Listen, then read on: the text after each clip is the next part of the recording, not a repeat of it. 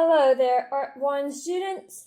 So the purpose of this video is simply going to be to actually look at the word apple, which has been written in cursive and turned into a shape, and then I have used linear perspective to add the bottoms and the sides of the letters that we see there.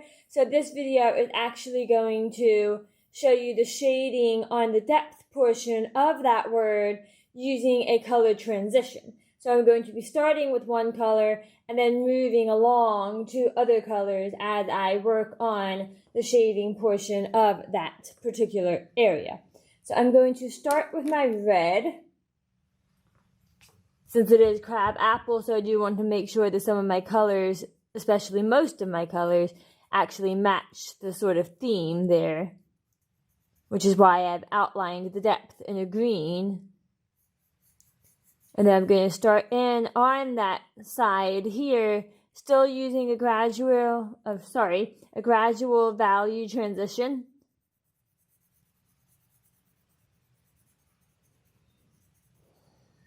So as usual, it's going to start out darkest in the little corner spaces and on the areas that are closest to the front of the letter.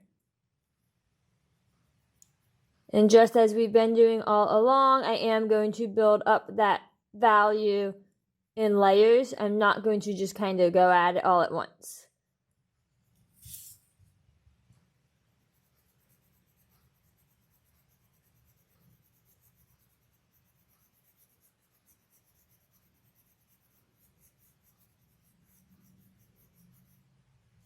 So then I'm going to go into that red with a little bit of violet, simply to add in some of those darker areas there.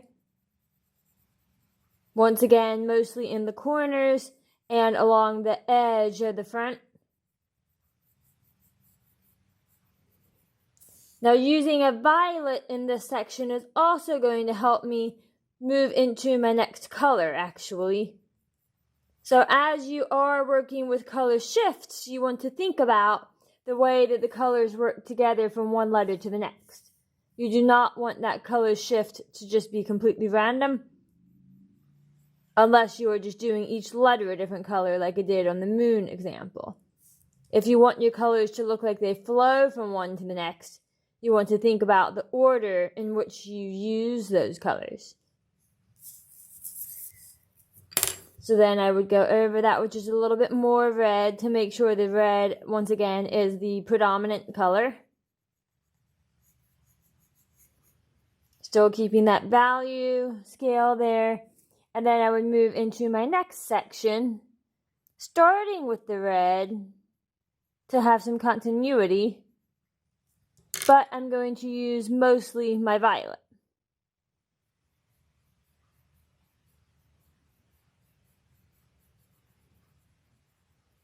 So as you can see, there's a little bit of red in that section, but then I'm switching over to primarily being violet. Still going to build it up in layers.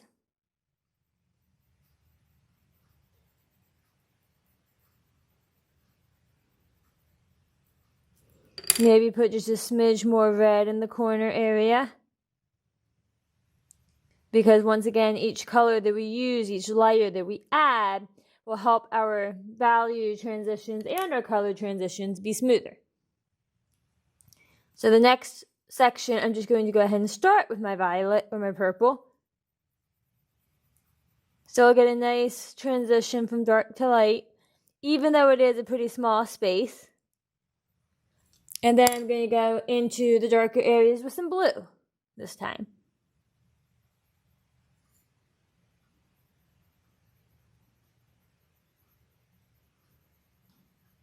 And then back with my violet again, because remember, we do want violet to be our next sort of main color here.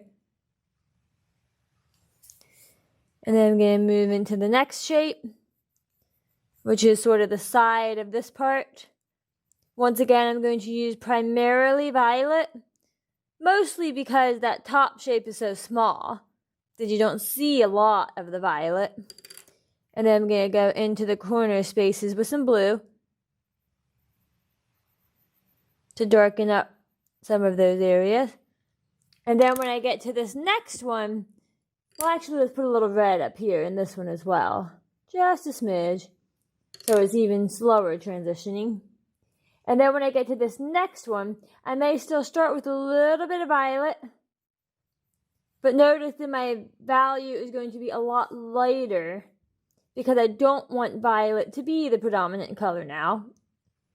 Because now I'm going to be shifting over to blue.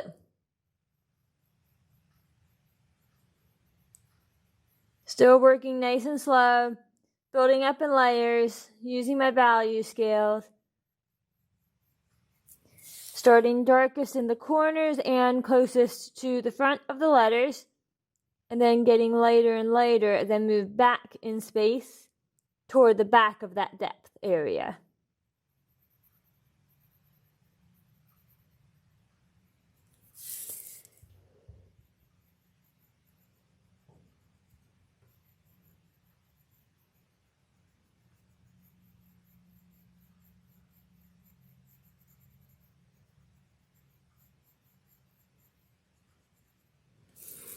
So remember, it is okay if not every single section takes the same number of layers.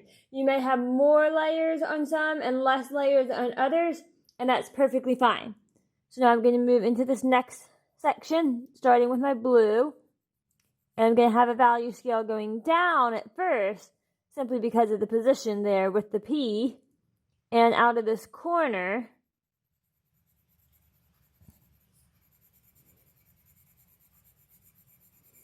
and then I'm going to turn my page so that I can make this value scale a bit more easily, going from the front of the P back.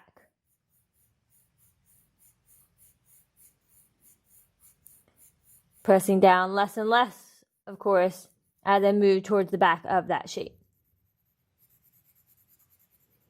And then going back with another layer on top to really smooth out that transition and darken the beginning portion.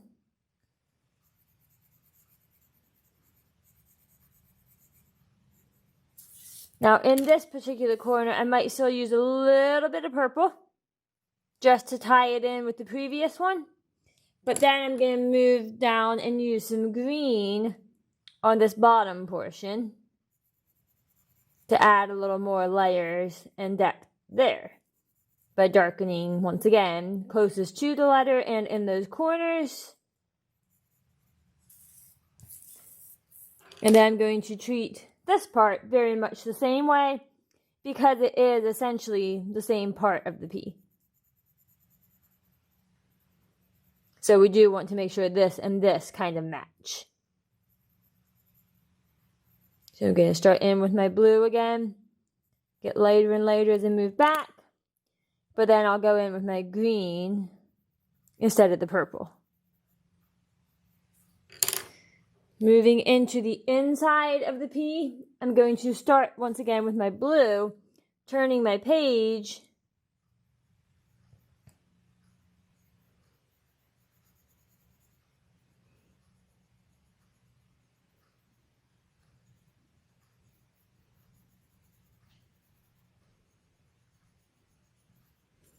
And then I'm going to go in with my green. So this sort of center part of the P is going to be almost like a cylinder. It's going to be a little darker on both sides and obviously in the corners. But then it will get a little lighter towards the middle. And then the top and bottom parts of the inside of the P are going to be primarily dark. I'm going to do one with blue and purple.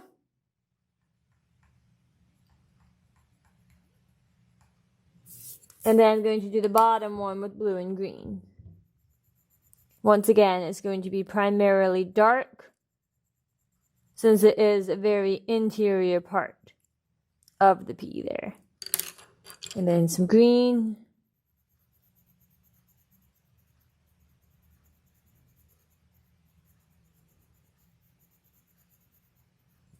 And then on this part of the P, I'm going to start with my green. Or this next P, I should say. Starting with the green, And then still doing a value shift once again towards the back of that depth.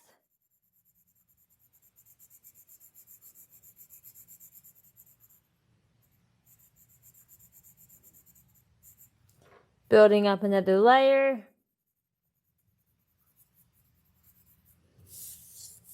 Darkening at the top where it's kind of in a corner. And still getting lighter as I move away from that area. By pressing down less. And then I'm going to use a little bit of blue in this sort of corner here. Once again, I have turned my page simply because it's helpful to have the tip of your pencil along the edge of where you are working, rather than trying to shade this very corner with my pencil going this way, away from that corner. The easiest thing to do is to turn and shade in that corner with my pencil along the edge that I'm using. Your shading will be much more precise and accurate, plus it'll be easier for you. So now I'm going to move to the inside of the P. Once again, this part is going to be pretty dark.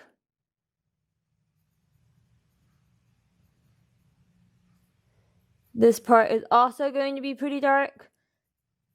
They're still going to have slight value shifts, but they're going to be darker than other areas simply because they are sort of inside. And then I'll use some blue in here. A little blue up here. And then do this bottom section, once again, darkest toward the front and getting lighter as I go back. But then instead of using the blue, I might go ahead and add some of my lighter green, which even though it is a lighter color, going back over that other layer of green that we just did, will still add some value there. It'll kind of brighten it up, make it a little bit limier, but it will still also create a darker value in that darker section because the layers are going to make the color thicker. So then this next part, I'm going to do the outside of my L. And this time I would be starting with my darker green, since it's the shadow space, and then moving towards my lighter green on both parts here.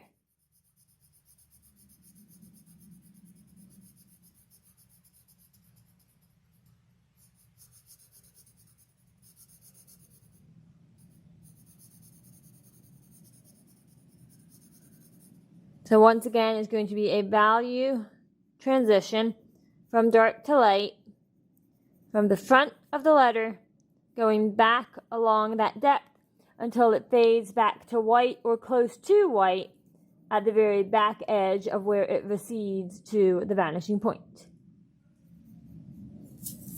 Once again, I will turn the page so that my edges can be crisper and neater as I'm building up those layers.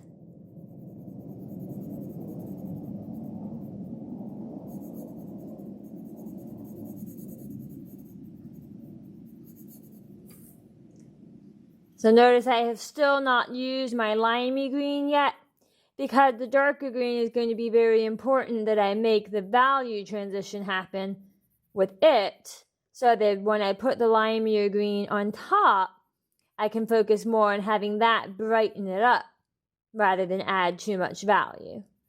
Because like we mentioned before, it is a bit of a lighter color and it will still enhance the value a little bit, but not as much as the darker green will. So then in your next video, I will finish this up and I will move on to the crab part using black, gray, and white.